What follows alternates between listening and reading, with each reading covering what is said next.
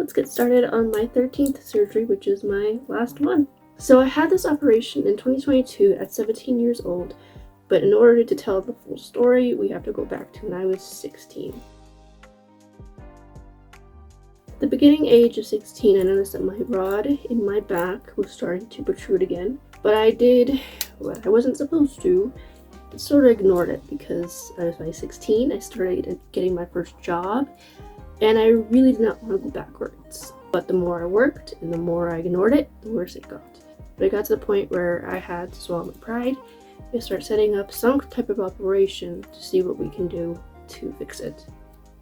It took months and months, and we started getting something set up, and then something else fell through, and it was a really long game. By the end of 16, I had to leave my job because I could not physically work. And I will give a disclaimer real quick that I might be going into graphic details. You have been warned. Then 17 rolled around. A back doctor, who has done all my procedures, retired. I'm grateful for what he has done. I had learned later on that actually would have been a huge blessing in my case. But at the moment, I had to find a whole new doctor. So I had to meet a bunch of people and get everything set up and meet his team and all these things. And luckily I had met a doctor. As soon as I met him, I knew I needed this dude to do my back surgery because he was funny as shit. He was super chill, and I requested him. I made sure he did my operation.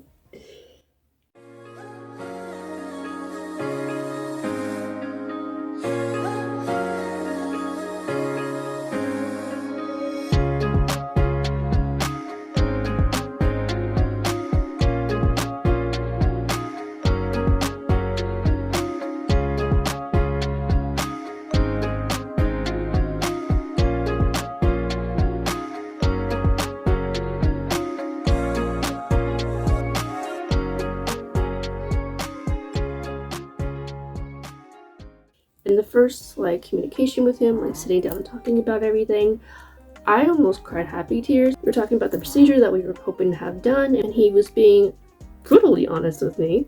It was like, I might be able to fix you. I might make you worse. You could die. I have no idea, but I do know I'm gonna try my best. I'm aware that for normal people, it might sound very strange to be happy about someone saying that they might fuck up your surgery, but it was a huge relief for me because one, the dude was being honest. He wasn't sugarcoating shit, because we both know there's a chance that I might die, but also I love bluntness. I've been doing this my whole life, and he didn't treat me like a little kid he needed to sugarcoat. He treated me like an adult who needed to be fully aware of what she was signing up for and what was going to happen, what may not happen, and not just pretend like everything was okay. And my respect and trust in him went skyrocketed. But nonetheless, we got set up, and it was just a waiting game. Nobody was communicating with who. The hospitals were all confused because I had to have my different teams in different areas and different hospitals because I take a lot of people. And while I was in that waiting game, I lost my shit. This operation hit me very hard because not only was it just not happening, but it happened in such a crucial time in my life where I finally got independence, and knowing that I couldn't get a job and I couldn't do this and I couldn't go out and I couldn't start this, I went into a very dark depression. And not to mention the physical pain of it, it was not the worst pain I've ever felt, but it was the most lingering pain I've ever felt. And chronic pain is less that it's so extreme all the time, and it's more that it's constant. Say you're holding a 5-pound weight in your hand for 1 minute. Easy peasy. Say you hold it in your hand for an hour, you're gonna feel like your arm is falling off. And then imagine that just never stopping, you can never drop the weight. And it just gets heavier and heavier. Did not have anywhere to me. I completely isolated. I ruined so many friendships and relationships at that time because I was completely consumed by the pain. I shut everybody out. I just stayed in my bed. I had nothing in me. I was never a bad person, but I was a sad person, and I could not enjoy anything. And it took years until the very beginning of 18 to start getting myself out of that place. And I started going into that place at 16 because I knew I was going to have another surgery. So even though it was not a fun time, I'm grateful that it happened and I learned a lot. And if I had to be strong for 16 years and lose my damn mind for 2 of them, 1.5 of them, you know what I mean, I will take that. The last thing I can get into before we get into the operation itself is actually pretty bad. But about 5 months before my operation, I had some type of accident where I fell.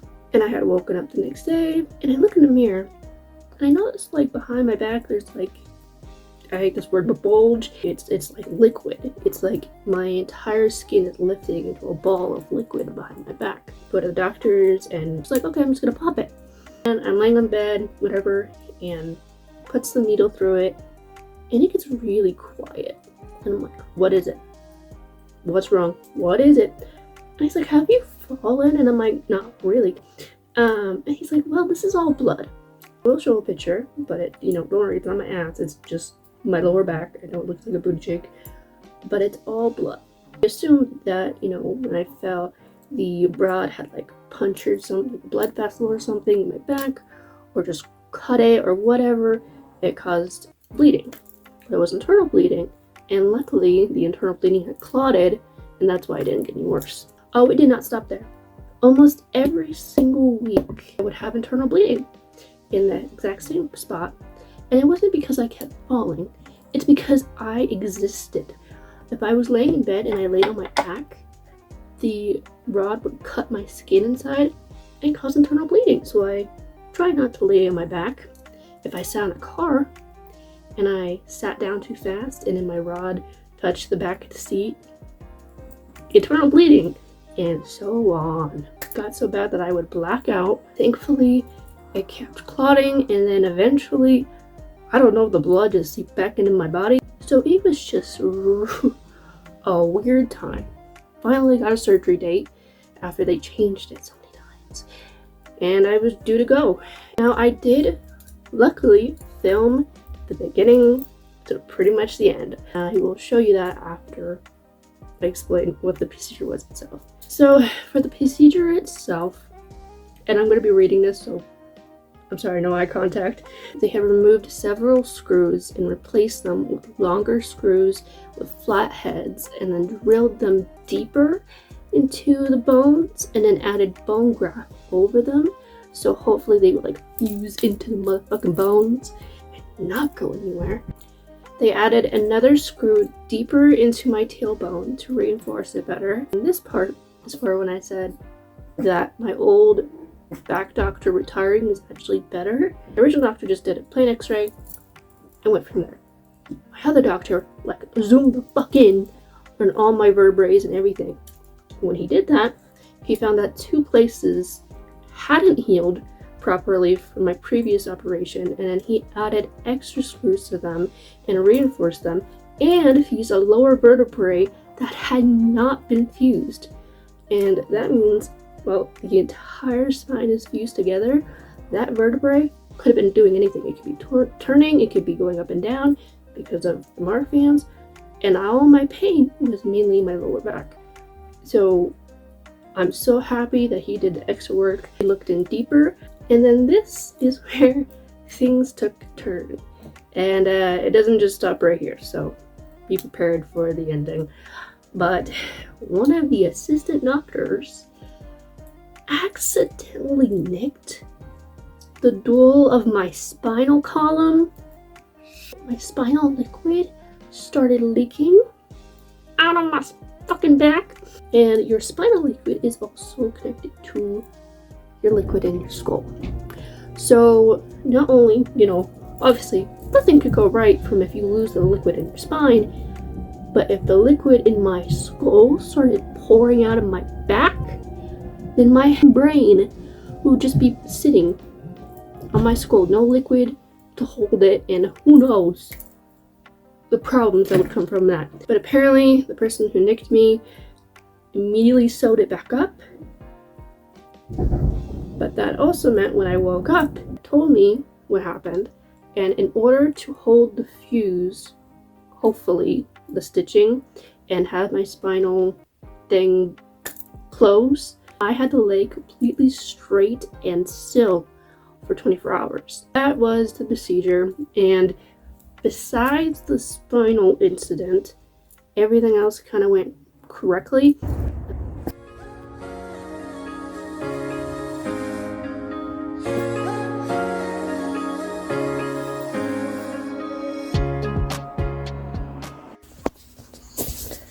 Hey, I'm like half awake right now. It's 2:49 a.m.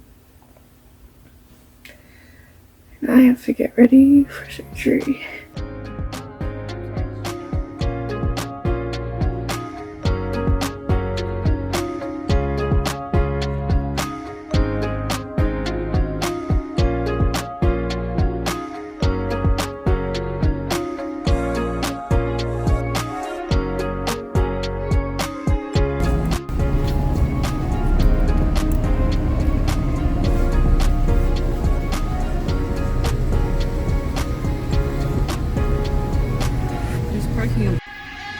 Let me see. Is that near you?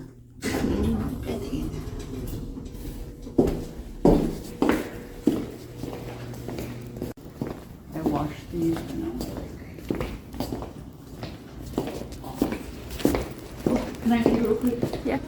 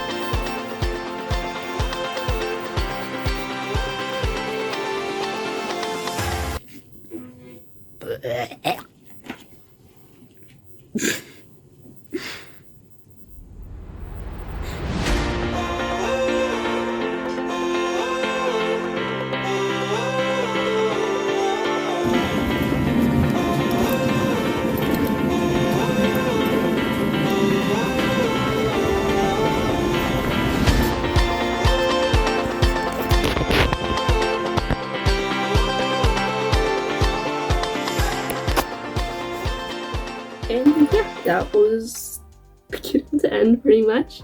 And then I treated it like every other surgery, never actually lay down or follow the rules or rest, because why would I do that? I'm kidding. Kind of, not really. But I tried the rest. I tried. When I got home, that's when you really know if something wrong happened or not. Part of the symptoms with the spinal snipping is if I started having a headache. Because if I had a headache, it meant that the liquid in my skull was, seeping out of my spine. I did not have a headache when I was in the hospital, but that also could have been because I was on a lot of drugs. And when I got home, I started having a little bit of a headache, right? I watched my last video and I said that the leg pain was the worst pain I ever felt, and there was one other pain that kind of came close. That was this. I do not know the legitimacy. I don't know if it just leaked a bit and then it had to make more liquid in my head. My headaches did stop after a few months, but let me tell you, for months it was not a headache. It was absolutely excruciating migraines to the point where if I sat up, I would projectile vomit everywhere because of how insane the pain in my skull was. If you could imagine getting hit with a jackhammer over and over, maybe that, maybe. And I didn't have any headaches in the hospital.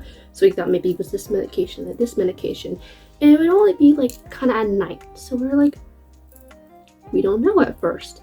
And little by little, I could not be standing for maybe more than an hour before the migraine would come. I could not hear anything. I could not see. I was not able to walk. I was in the fetal position. I remember I was like out of town with my cousin and she had to carry me like to the car. Like, it was horrible experience. The only thought is maybe a bit of liquid did leak out of my body and then they sewed me up. So there was enough for me to like be alive, you know? But the rest would have to regenerate. And I don't know if you can make new liquid. I don't know how that works. But yeah, after like 3 months of this bullshit, it finally subsided, and then I would have them maybe like once every 2 weeks, and then finally it stopped. Back itself and how it handled the surgery, besides that, it was actually really amazing. I still live with chronic pain. I still have a lot of physical issues and back issues. Nothing will compare to what I was going through. That was the worst my back had ever been. So going from the extremist to what I am now, it is night and day. I'm so grateful that he did his job. But there are like, you know, days where I have to kind of stay in bed or not do as much, and I still really can't work. Luckily, I have a lot of things that can help me, and my family all are so supportive. And when I'm out with my best friend, like, we sit for 30 minutes and then we go do something and then we rest and I'm so grateful to have as many resources as I do and as much help as I do. But yeah, those are my 13th surgeries. It has been crazy. And as for the future of my surgeries, I know that I will probably have to have open heart surgery at 30. I'm not sure what part of my heart needs to be operated on, but I'll deal with that when I get there. And, you know, I think I've mentioned this probably many times before, but at any given time, my body can do whatever it wants. And this is the best health I've ever been in. This is the best mental health I've ever been in my life, and I am just ready to go. I have been the fighter. I have been the person who lets it cripple them. I have been anything and everything, and now I just want to create. That being said, I now have to figure out what I'm doing with this channel. I know that I obviously want to bring a lot of light to medical issues and obscured ones, or just medical experiences, or how you could cope, or anything with the medical field. But obviously my dream is to direct horror movies. I also want to incorporate horror movies and that field into this. I just gotta figure it out one step at a time. The next video, I would love to do a Q&A. And I would love if you guys could ask me questions. I will do the stories on Instagram where you can add your own questions, and I will screenshot them and put them on the screen and put your username and answer them here. You can leave any questions in these comments on my Instagram stories. I will see them and I will put them in the next video. So, yeah. Thank you so much for listening and watching. Bye!